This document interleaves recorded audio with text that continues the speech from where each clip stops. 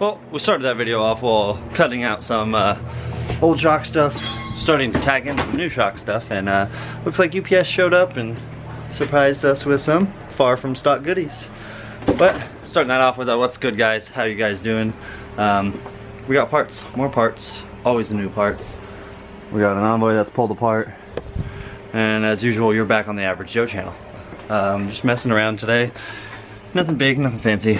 Quickie little video. Off camera last night, I did pull the front end off the S10.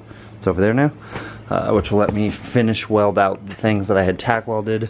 I had finished all of those out, but I had never got a chance to finish weld and clean this up. I might throw some triangle braces off the bottom, but as you can tell, I'm excited. I got parts that I want to do on the square body, and I'm trying to get them done while the sunlight is out and it's not all gross. The Envoy's Stage 3 BTR cammed 5.3 is ready to get put in. I need to swap the oil pan to the C6 pan that I pulled off the old boy that is blown up. Like we saw, we did melt that piston. This is gonna get backburnered for right now and just hung out. We will throw the motor in there, but that's all for another video. Today we are doing shocks on the square body, and then now it looks like we're gonna be doing a differential cover. Far from stock stuff, looking at the Kingpin spring eliminator kit, talking about that for later, which is again another video. But today, obviously, these Bilsteins for the front, what's going on and what's coming off. You can see at full extension the old ones are as long as the new ones are shortened. These are 14-inch travel Bilsteins, the basics.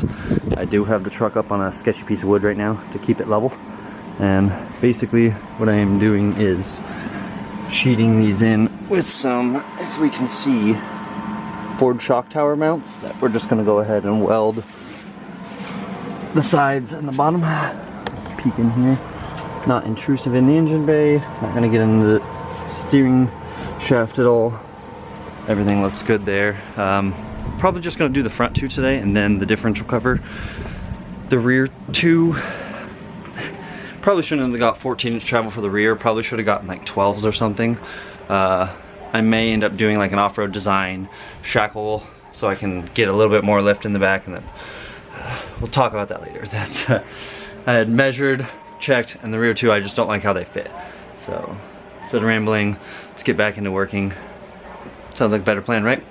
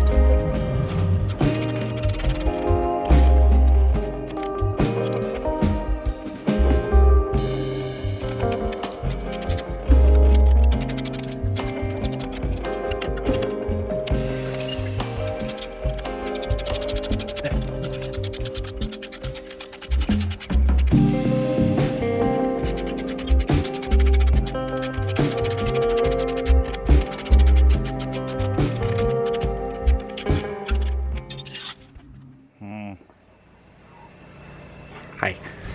Okay. One done.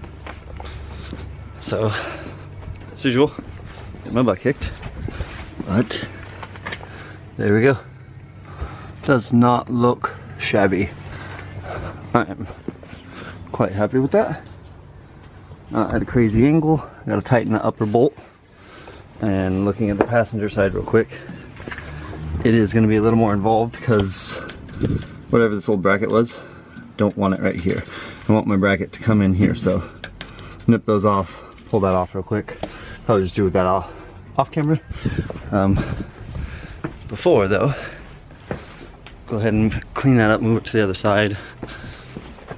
Figured probably a good time, go ahead and get the far from stock stuff opened, show you guys what it is, and then we will go ahead and, let's see, start getting the diff drained.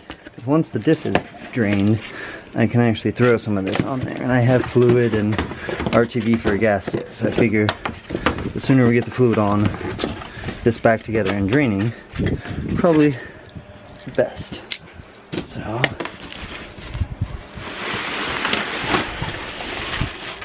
whoa,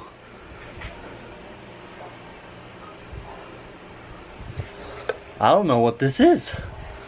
Okay, I'll check that out. What is that? Is it like something from my radiator or something? Burn them. That's going on one of the trucks. You guys are the best, thank you. I don't even know what all they sent me. You guys are so cool. Far from stock. You guys have heard it from Whistling Diesel, of course. So, let's get in here.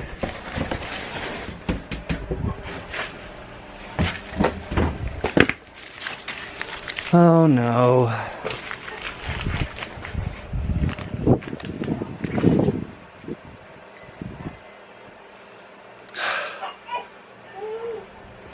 Again, I highly doubt this is my differential cover.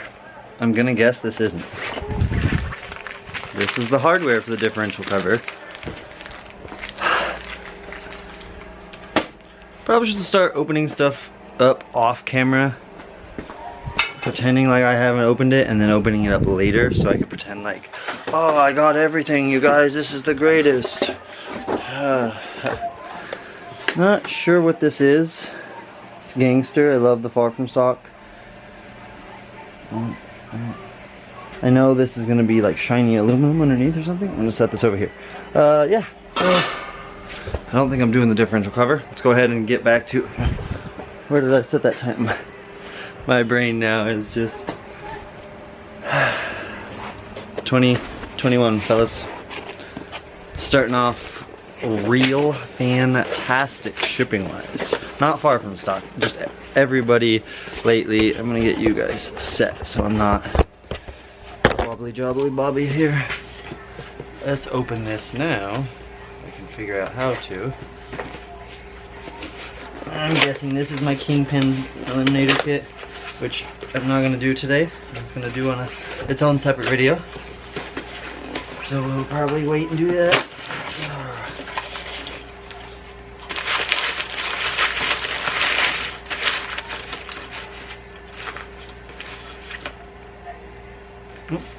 Toolbox goodies, always. Set that guy down. Just double checking this is the Kingpin Eliminator kit. It is. Okay, so far from stock Kingpin Spring Eliminator kit. We'll be doing this on a separate video. Thank you guys. Far from stock is the best. Hooking it up there. Just, I was expecting a differential cover. And I got that big shiny thing out. Let's get back to mounting a shock and probably just, I guess, change of plans for the day. And I'm gonna go to getting, my day is just so screwed now. Okay, upon further investigation, I'm using this new app called Route, however you pronounce it, and it shows you where your stuff is. It showed me that both of my orders from Far From Stock were being dropped off today. if I go into my mail and I search far from stock and I go, only the Kingpin Spring Eliminator Kit was ever shipped. The diff cover, well actually I got the hardware today, but which is weird. They don't say that the, uh-oh, I hear a baby crying. The hardware says it was never shipped even though I got it, so I'm gonna probably get a hold of them and ask, but I don't know what this cool mobobber thingy is. I was like, ooh, could I make a grill out of this somehow? Because I know if I peel this back, it's all shiny. Let's see. This is gonna be satisfying. Very, very, very satisfying. Let's peel this back. It's not kitchen grade. So I used to do sheet metal, but it's damn shiny. What can I use that? What is it for? I'm gonna have to find out. But so, like I said, we're gonna get a little in depth on getting this passenger side Ford shock tower installed on the square body. I went ahead and got a Dorman shock mount kit. It's just both of the towers. Let's see, it's 523054, or if you're ordering them from O'Reilly's, which gives you 2 shock towers like this.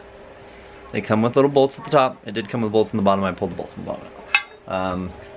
On the driver's side, I basically set the Bilstein on the bottom mount, measured the extended and the collapsed, found where a happy medium would be, set the shock tower in place, kind of found out where it was going to be.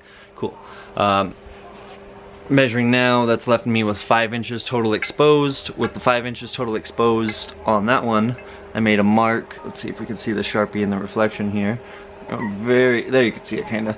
Made a mark about 5 inches. So I'm now gonna come out here, set this kind of in place at roughly 5 inches, and wherever it lands is where we're gonna end up cutting it. So that's gonna go there, 5 inches. Okay, so inner fender.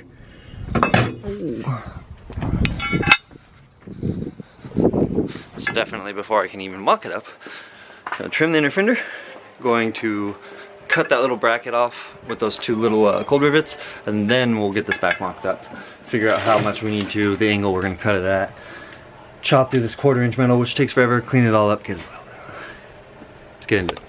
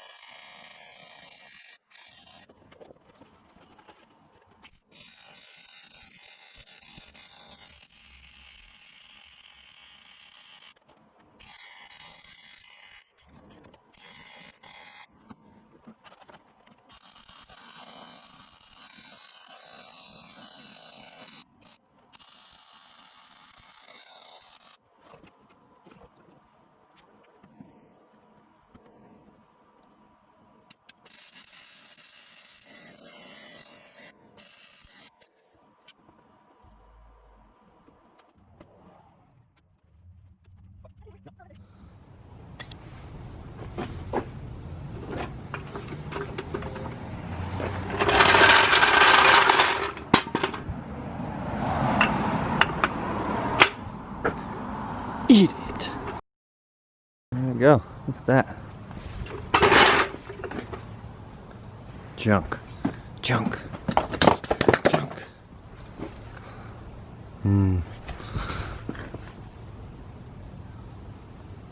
Less junk. And of course, you can't see any of the welds.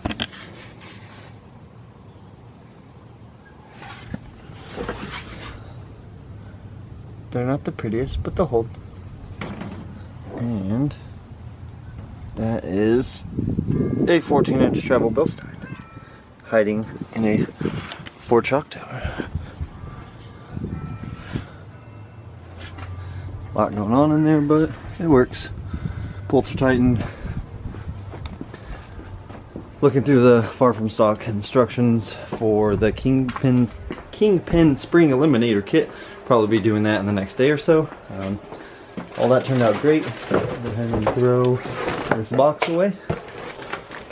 And I still have yet to figure out what this thing is. All I know is it's cool, I guess. But I don't know what it is, so I don't know how cool. Yeah, quick simple video. Went to install 4 Bilsteins and a diff cover and installed 2 Bilsteins instead. It's just, it's one of those Fridays. I'm gonna get it out here, and I'm gonna get this guy the last of the way cleaned up and pulled and ready to ship out front. I'm actually probably gonna pull Wifey's Pilot over there, load the engine in the back, drive it around front, carry the cherry picker through the garage, and then once the cherry picker's through the garage, have her park on the... It's just easier that way because this stupid step, which I've thought about pouring into like a slab, a little slant, a roll up, and I could actually do stuff. Yeah.